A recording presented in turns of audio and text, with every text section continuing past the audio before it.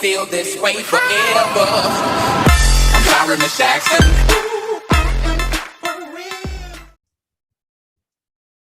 All right, welcome back to another edition of M&A's Football Pad. How you doing today, Murray? I'm feeling great. All right, I'm Aaron Irvine, and today we're going to be discussing over and unders win totals for the NFC East team. All right, we're going to start out with the Giants. I have them at Vegas has them at 7 wins. What do you got? Under. I do like that, I like that they have Barkley coming back. When though? This what's funny about the Giants is, well, the division period is that he is, in my eyes, the quarterback. Daniel Jones is the second best quarterback right now.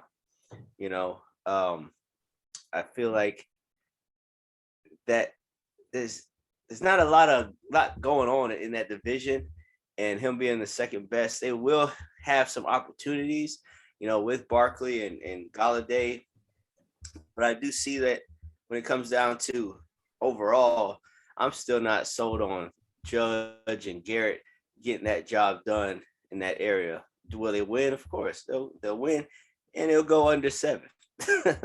So the additional pieces on defense are going to make a difference, but overall, still not going to be good enough when you're still playing certain teams in the NFL that will not have mercy on them. So that's my feeling right now. 7 is under 7. Yep, same with me. I got them at under 7 as well. I understand they got Kenny Galladay there. Saquon Barkley will be coming back, but he may not be there for the first quarter of the season if he doesn't feel right, and I don't think they're going to rush him back.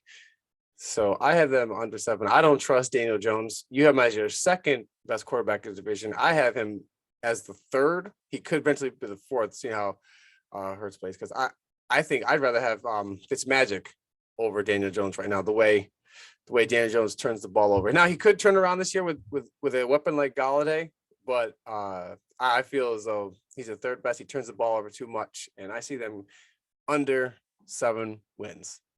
Under 7. All right, let's go on to the next team. We got the Eagles.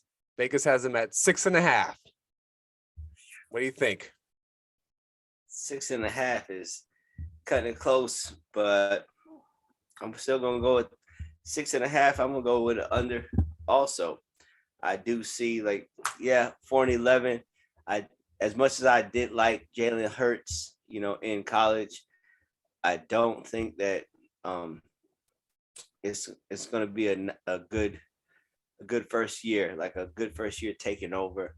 I do not feel like the coach is going to do much. I mean, he did come from Indianapolis with Frank over there, but at the same time, it's just one of those things where you didn't really call the plays for 3 years.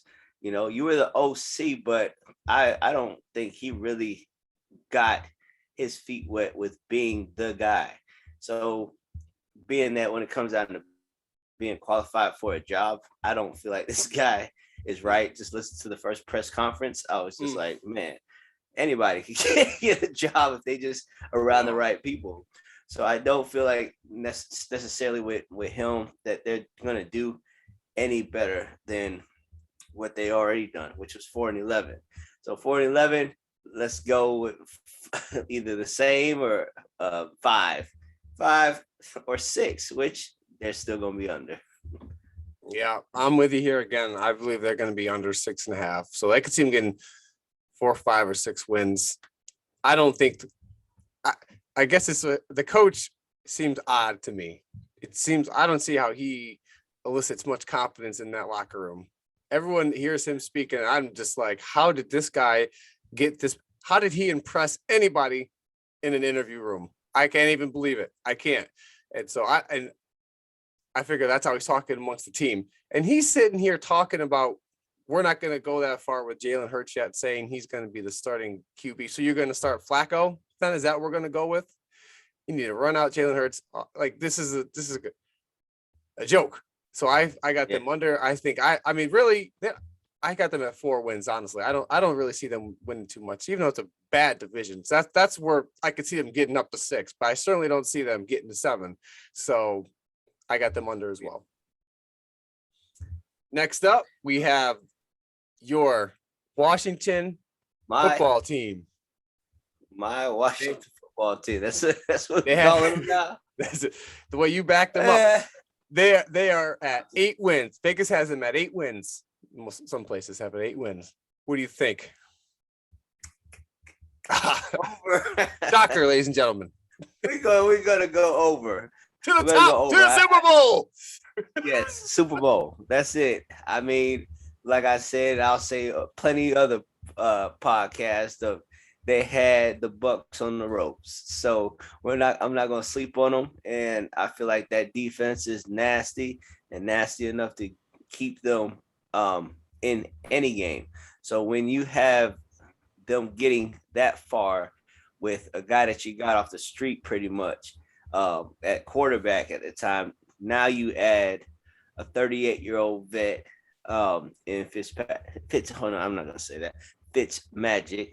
Okay, when you got him in there, I feel like he just sets it up where you're gonna have an offense that's ready to roll with Gibson back there, and then you have the receiving core adding Chris Samuels. I just see that they're just gonna get better. So you have a good receiving core, good depth there, and I just see that they are going to be in the hunt. So all that with 8, I feel like that's 10, honestly. And my biggest star is the coaching. I'm always going to talk about coaching and some Riverboat Ron. Yeah, when you got a guy like that who's been to a Super Bowl and continues to win wherever he's at, it makes a difference. Okay, so I feel like the belief in that team, he feeds that, and I see them winning the division. And when it comes down to my number 1 quarterback, I'm going to go with Fitzmagic is the number 1 quarterback in the NFC East. I'm not going with Dak. I ain't seen nothing with Dak. You didn't see that surprise coming. Yes. No, he's the number 1 quarterback. So that means you have Dak as their 3rd quarterback. That's right. My goodness. That's behind right. Daniel Jones, I did not see something about the Cowboys. I don't know, but I don't know if he's back. I gotta see them play the Tampa Bay Buccaneers, and I'll let you know, and I'll say, okay, he's number 2. But I'm gonna go with him being number 3 right now. Oh my God. Hey man, injuries behind Daniel Jones. You'll see. Hey, did you not see Daniel Jones almost run for a touchdown, 80 yards? Okay. well, hey, listen, Daniel Jones has some weapons around him, so he does now. I'm gonna stick with it. We'll see. All right. Well, I got Washington over. You got Washington over. I'm sticking with the under again. Washington under, because I feel like it's a trap. Everyone's looking at it and saying, "Ooh, easy money, easy money." 8, easy money, trap. It's gonna get everybody but me. That's why I'm picking the under on this. I feel like the division is gonna split. I'm saying they have talent. They have a great defense. I like Fitzmagic, and then he'll have a game where he throws 3 and 4 interceptions. But McLaurin's there. I like them, but I believe they're going to be under because I think everyone's got them going up to the top. I've heard several people, including you, the guru himself, picking them over. That makes me have to say trap. Too easy, because it looks like a number 8. It just seems like, oh, easy money. That's how I know Vegas is like, nope, we're going to get everybody on this one. Everyone's talking Washington, so I'm going under on that one. I don't think they have enough. I think there's going to be too many rough games in there.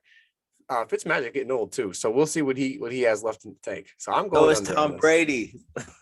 Oh, come on now, Tom TB12 over here. He's doing all types of things. You see the way Fitzmagic comes into the. Tom Brady never comes in with that keg belly. Tom Brady stays in shape 24/7. Avocado ice cream, stretches, Pilates, yogas, everything. So right beside him is Fitzmagic. Okay. Yeah. Listen, Philadelphia, 2 wins. Giants 2 wins. That's already 4.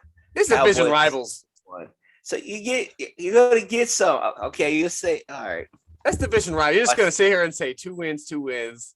Nope. See, now 2, the Giants, 1. the You got Giants 5 are gonna already. take 1. Then you play some scrub, beat the Bengals or someone. Next thing you know, you're at 9. So It's gonna be close. I'm saying they're not going no, over no, 8. You're hey, listen. I'll go with that. I do understand, especially being that I'm going with the flow of everyone else. Maybe I am making a mistake with. That's one of those We'll board roll with bets. Like I want to board bet. Like I want to come back to our podcast review, episode 3. I say under, you say over. Board bet. See, look back and say I was right about that because you're so high on them and the Saints. That I need to bring it down a little bit. So Okay. Come back to that one. All right, and our last team are the Cowboys. Got them at 9.5. 9.5 wins with Dak Prescott coming back. Odds to win the Super Bowl plus 3,000, 6-10 last year. Yeah, I'm gonna go with the under 9.5. Yep, 9.5. 9.5. I mean, so you're saying that these guys are gonna come back and win 10 games automatically just because of the name? Yes. Does Dak come back? Is Dak 4 games? Does Dak add 4 games? Yeah, that's what you're saying. Yeah, it's like getting what is it, Micah Parsons, a rookie. They're putting so much into this rookie and talking about him. I'm like, boy, he better be Ray Lewis out there because this guy that they're talking about. It's like that's pretty much the only move that I see, except for Keanu O'Neal from Atlanta coming there. Other than that, they're saying like we're set. All we need is just Dak to come back. So I don't see that happening. You know, they always seem to go down. I'm not trying to be a Cowboy hater, but it is big that the hype and the number ends up going up because of the bets being made on the Cowboys. So 9.5 is really just the hype of, I feel sometimes Cowboy fans just hyping up the number and going over. So they continue to bring it up. So if everybody's saying over and it should be 8, and now it goes to 9.5, you know, I don't see them really hitting that number. Eventually they're going to hit the wall like they always do. And it'll be at the end with the division possibly on the line or not, but it'll probably be out because, you know, Washington will win the division. Okay. So, I have them under as well, 9.5 wins under that. So I understand that Dak coming back is a huge boost to it, but something about they should be, and with that offense, they should be 11 wins, 12 win team, but they won't be. Something about them fails, and I'm not a hater. Although we did get some pushback on how we didn't have them as the top contenders to go against the Bucks for the NFC. I just don't see it though. I don't see it though. So people were coming to me. How come you didn't have them in the top 5 going against? I said, there's not a chance. I don't see it. I think that's just a lot of media hype because they're always talked about, and I don't know why. I mean, how many playoff games have they won over the past 20 years? I'd like to know. They're always talked about. I see them going under. Dak is already hurt, and everyone's pumping up like he's gonna have the greatest season ever coming off injury, and then he'll have an okay season, and then everyone will say, well, he needed another year after the injury. So I feel as though they're gonna go under 9.5 wins. I don't see 10 wins. I think this division is going to beat up on each other, split a bunch of games, and they could do 7 or 8 games, maybe 9. Yeah, maybe 9. But it's gonna be a lot of excuses when they don't. Let's watch. I know. I know. It happens every year. Dak's already hurt. He's already hurt. I mean, linebackers are old. Blah blah blah. Okay. So we'll see. Something always happens with them. I don't know what it is, but all right. All right, let's go. All right, well, thanks for joining us. That's our list right here. Join us next time. We're going to go over the AFC East team over under wins here, win totals. Dolphins. Dolphins single division. All right. Tune in next time. Like and subscribe.